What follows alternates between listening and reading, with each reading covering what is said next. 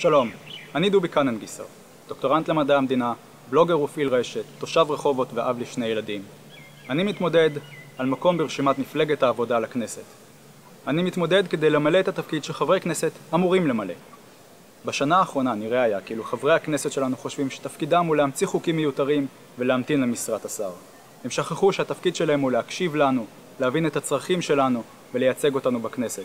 הם שכחו שהתפקיד שלהם הוא לפקח על הממשלה ולוודא שהיא דואגת לאינטרס של כלל הציבור, לא לאינטרס של מגזר מסוים, של בעל הון, של מפלגה או של פוליטיקאי. כחבר כנסת אפעל למען שקיפות השלטון, לביטול חוק ההסדרים שהוא חוק אנטי דמוקרטי ואנטי חברתי, לשקיפות מירב המידע המצוי בידי השלטון ולנגישות האזרח לתהליך קבלת ההחלטות.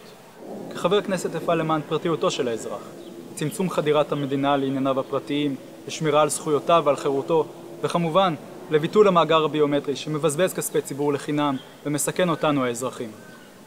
כחבר כנסת אפעל למען חיזוק הכנסת כגוף המפקח על הממשלה, זאת על ידי רפורמה בוועדות הכנסת שתייעל אותן ותחזק את סמכויותיהן, ועל ידי שיפור התקשורת הישירה בין חברי הכנסת לאזרחים, כי חברי הכנסת אינם צריכים לשבת במגדל השן מנותקים מאיתנו האזרחים.